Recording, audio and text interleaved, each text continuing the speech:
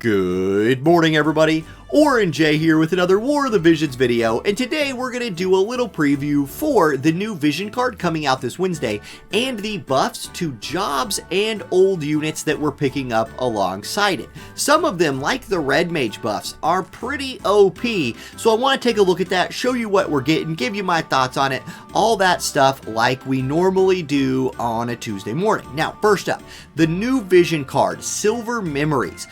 Before I go look at it on the website, I want to show you until you remember that Minwu in particular gets AoE resist up and hate down as a global upgrade. I do think Fire kind of lacks that like top tier support unit. I'm not convinced this makes Minwu one of those units, but it is a nice buff for her. Mariluk and Charisse getting this is like, who cares? And then the bestowed effect agility up, it had that anyway. Okay, let's go take a look at what this card looks like statistically over on old WoTV calc. Here it is. So, the stat line on this card, 302 HP, 4 Spirit, 166 Magic. Solid. The unit effective agility plus 8%. I love that as a unit effect. It is a little lonely, and so having Minwu pick up those additional effects from it is nice. Now, the OP part of this card is the party effect. It is a job-based party effect, which some people are starting to warm up to finally. But look at this, 60% magic, 16 critical evade, and 20 AoE resist. That is so much power packed into a card. It's enough power that it overcomes in a rainbow group. It overcomes missing out on the units buffing each other with their master abilities. Now, I did open up the unit list here for this Vision card, and look at this. One thing I really like about it is it's really great on mages and tanks. I think that's the two types of units that would benefit most from this card. Look at this. Mage, Mage, Mage, Mage, Slime, which is everything. Mage, Mage, Mage, Mage, Mage, Mage, Tank, Mage, Mage, not a Mage, not a Mage, Mage, Mage, Mage, not a Mage, Mage, not a Mage, Mage, Mage, not a Mage, not a Mage, and then we get towards the bottom right here and it starts being like, who cares? But Mage, Mage, and then some whatevers. It's a lot of mages and a tank. This card hits a lot of the units that I think you want it to hit, and I think it's about time that, like, I see Halloween Lucia right here, right? Her Vision card, also one of these rainbow job-based Vision cards. I think it's about time that I put together some kind of list of the overlap between these cards and got that out there to see if we're ready to start making some really OP rainbow teams, or if we're not quite there yet, or if you still need to hedge a little bit and do mono element. We'll see. I think it's time to start seriously looking at that, though. That's my little breakdown of the Vision card releasing. Now, Master Ability 2s. We're getting 4 of those this week.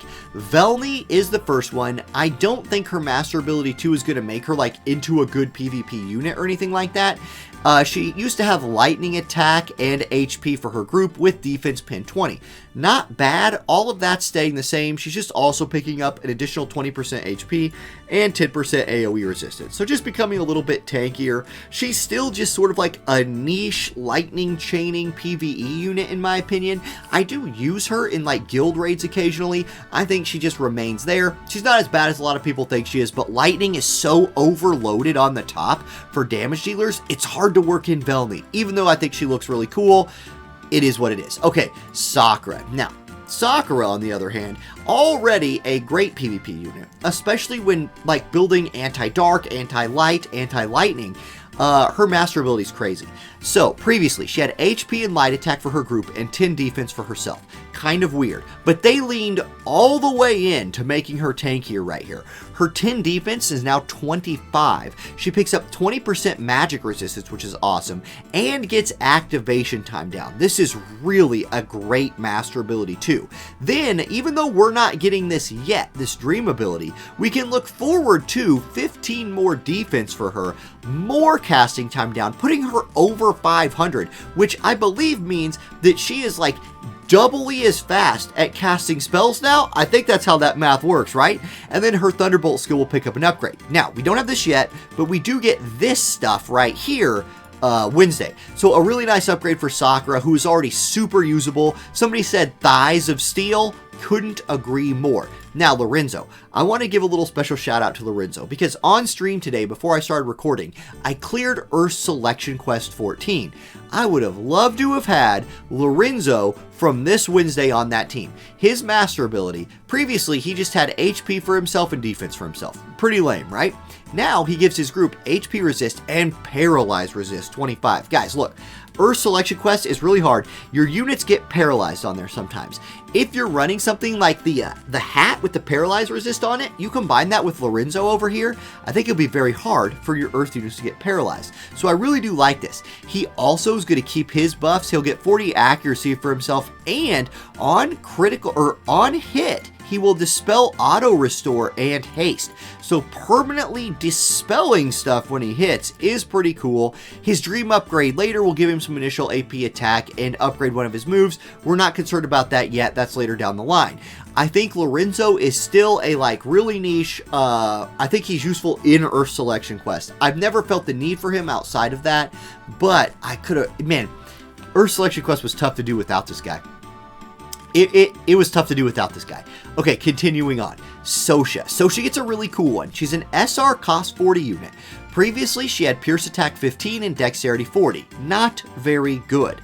She keeps those two things, but picks up 60% Magic Resist and 10 Spirit. Something to point out right here. Yes, this will make her particularly effective in an anti-magic team. Maybe in like a super cost limited format where you just need to get a 40 cost unit worked in there, and you're building to fight magic teams. This Sosha could maybe see some play in that regard. One thing to keep in mind is her base magic resist was minus 20, so even after picking up that 60, it still only goes up to 40, but that is good for her. It means her only weakness is now strike, and she's actually fairly resistant against every other kind of damage, except for being only 5% against missile. Is she still going to get one shot sometimes? Yeah, I mean, she's an SR unit. That's what happens to them. But she'll be much more effective against magic than she was before. Could see some play in some cost limited situations, or again, as a win selection quest unit if you're into that kind of thing. Now, I want to jump back into the client here for a minute because there's another type of upgrade that we're getting this week. It is the job improvement upgrades. These might be the biggest things we're getting this week. Monk, Red Mage, and Sniper, and particularly Red Mage. Let's just go in order though. Monks first. So Chakra. This is getting a range height buff from 0 to 1. Big deal. Range height 0 is awful to work with. This will now recover a set percentage of HP medium for allies around self, and recover TP and bestow regenerate. So range height upgrade, percent based HP now, and bestows regen. Really good move for monks. Again, was just using Etra and Earth Selection Quest. I spammed this ability a lot. Purification, getting a diamond shape now and range height to 1.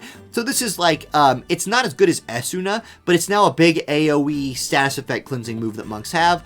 Revive, oh my gosh. It took, I know I talked about Earth Selection Quest a lot in this video, but I literally just did it. And to clear all the missions, I had to have Etra revive somebody. It had a very low percent chance, like 30-some%. It's getting that buffed, and now will restore more HP and has range height 1. Very clutch move. You don't need this till you need it, but now you might need it and it might work better for you. Countdown, again, a useful move in Selection Quest. Will KO a unit after 4 turns, now lowers their attack in magic and raises the monk's move by 1 for 3 turns. Store will now give a defense piercing rate buff for 1 turn and raise attack for 1 turn. Surge Strike is a guaranteed hit. Strike Mastery, the passive ability, is now strike attack and attack up. And then Jesus' Debilitating Fist gains another range and raises her own agility for 3 turns when she does it. This was the move that made her like kind of a one-punch goddess for like a month. Like there was a little bit of time where Jesus was out here punching people to death. You know, the move's a little better now. The range increase is nice for sure. And then Mariluke's EX ability is now a diamond shaped, does the same thing as Chakra. Basically, it's the Chakra upgrade to Mariluke's EX ability. Okay, Red Mages. This is the one I think is the most important one. Resistance Break. This move is now insane. It removes re-raise from target and lowers spirit for 2 turns, then deals 2 hit damage, medium based on magic. This is now good for both PvE and PvP. In PvE, a spirit debuff with multi-hit attached to it could be really crucial for big chaining numbers. Re-raise removal for PvP is a huge deal. This is a nice buff for Red Mages. That's a great move.